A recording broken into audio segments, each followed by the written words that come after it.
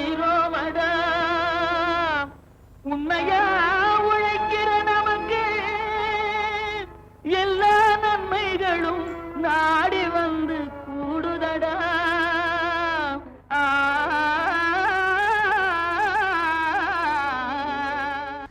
மாத்தி யோசிச்சேங்க பகுதியில் தினமும் வேளாண்மையில் பல்வேறு வகைப்பட்ட விவசாயம் செய்யும் முன்னோடி விவசாயிகள் மற்றும் திட்ட பயனாளிகளை சந்தித்து அவர்களின் அனுபவங்களை உங்களுக்கு தருகிறோம். அந்த வகையில் இன்று கோழி குஞ்சுகளை எவ்வாறு பொரிப்பானில் பாதுகாப்பது என்பது குறித்து திரு மல்லூர் மனோகரன் அவர்களிடம் கேட்டபோது, வணக்கம் நேயர்களே, இன்றைய நிகழ்ச்சியில் சிறு விவசாயிகளுக்கான குஞ்சு பொரிப்பான் அதாவது இன்குபேட்டர் பற்றி நமக்கு விளக்கம் அளிக்கிறார் மல்லூர் திரு மனோகரன் அவர்கள். முதல்ல நம்ம கோழியிலேருந்து முட்டையை கோழியில் அடை வச்சு நம்ம பறிச்சிட்டு இருந்தோம். இப்போ அதை அறிவியல் பூர்வமாக நம்ம கோழி முட்டையிலேருந்து குஞ்சுகளை எடுக்கிறதுக்கு இன்குபேட்டர் அப்படின்னு சொல்லிட்டு குஞ்சு பொரிப்பான் அப்படிங்கிறத இப்போ நம்ம பயன்படுத்த ஆரம்பிச்சிருக்கிறோம். இந்த குஞ்சு பொரிப்பான் கிட்டத்தட்ட ஒரு 90 முட்டையிலேருந்து லட்சக்கணக்கான முட்டைகள் வரைக்கும் பொரிக்கிற அளவில் இன்குபேட்டர் குஞ்சு பொரிப்பான் இப்போ தற்காலத்தில் நடைமுறையில் இருந்துகிட்ருக்கு. இப்போ இங்கே நம்ம இதில் இருக்கிறது ஒரு 600 முட்டைக்கான ஒரு குஞ்சு பொரிப்பானும் 90 முட்டைக்கான ஒரு குஞ்சு பொரிப்பானும் இங்கே இருக்குது.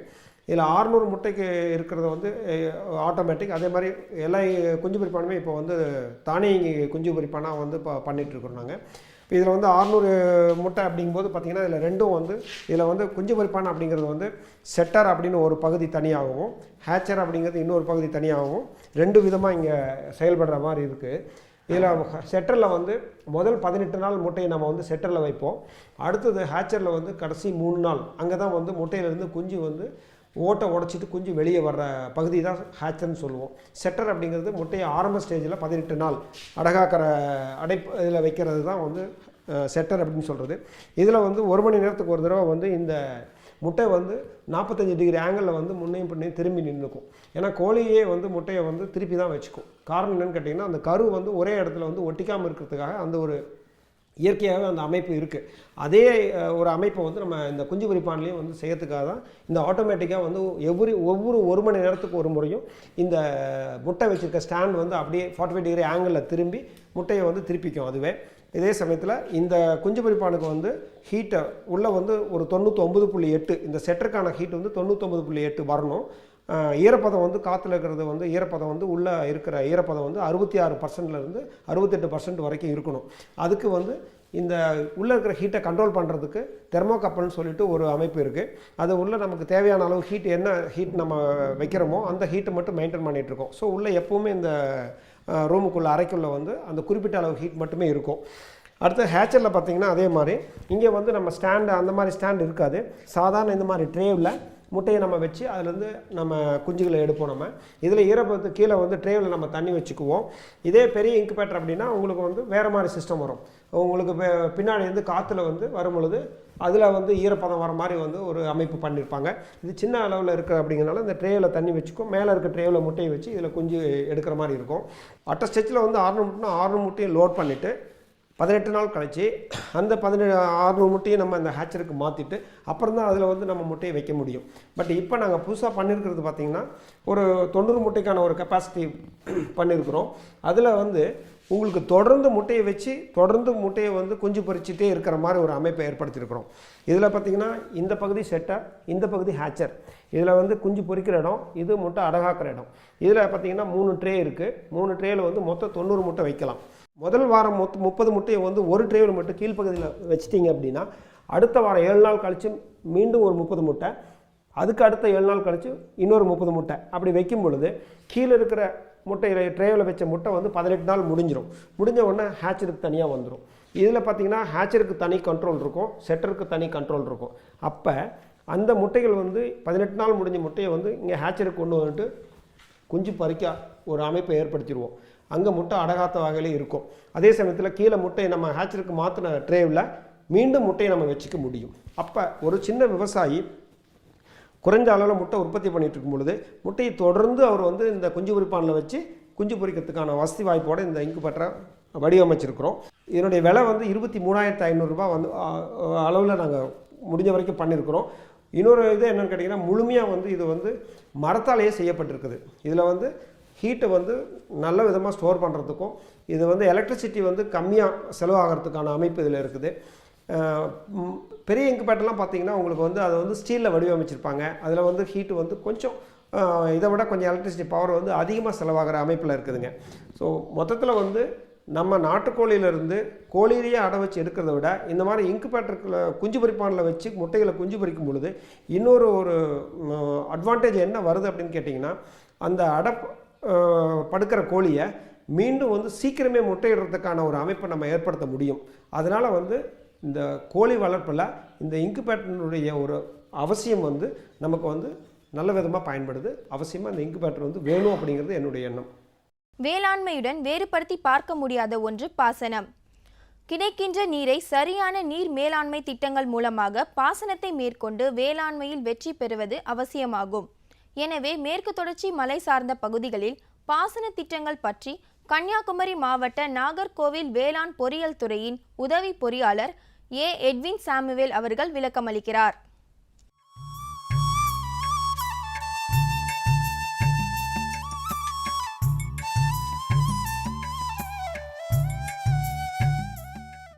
இந்த மேற்கு தொடர்ச்சி மலை வந்து இந்தியாவுடைய புவியியல் அமைப்பில் வந்து ஒரு முக்கியத்துவம் வாய்ந்தது, ஒரு தனி சிறப்பு வாய்ந்தது.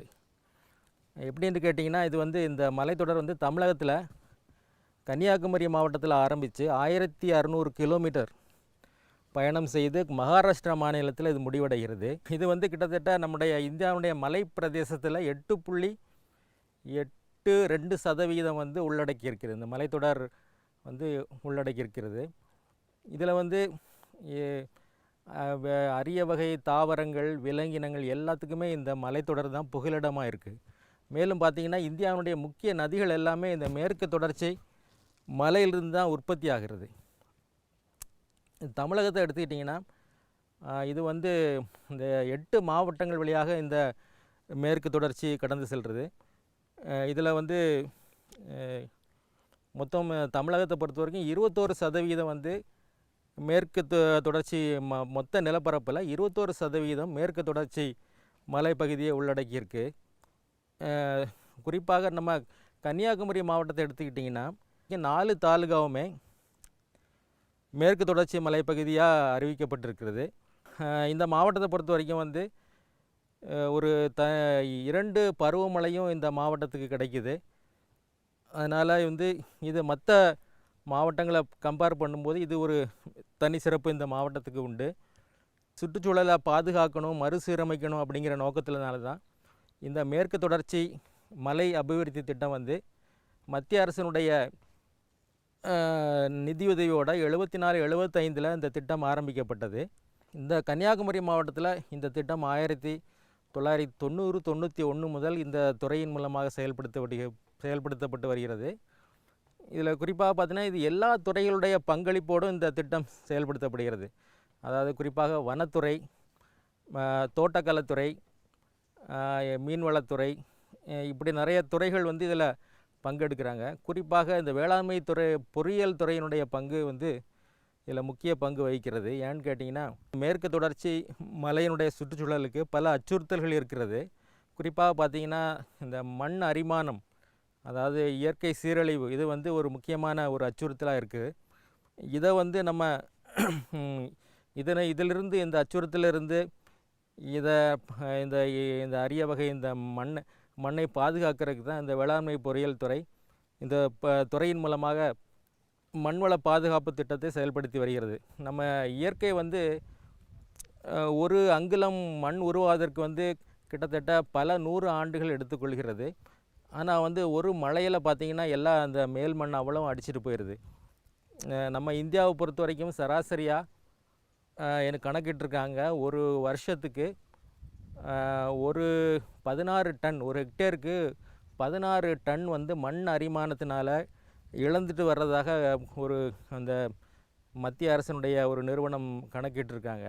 அப்படி பார்க்கும்போது இந்த மண் அரிப்பு வந்து இதை தடுப்பதற்காக தான் இந்த ஸ்கீம் வந்து இந்த மேற்கு தொடர்ச்சி மலையில் இந்த ஸ்கீமை நம்ம இம்ப்ளிமெண்ட் பண்ணிட்டு வர்றோம்.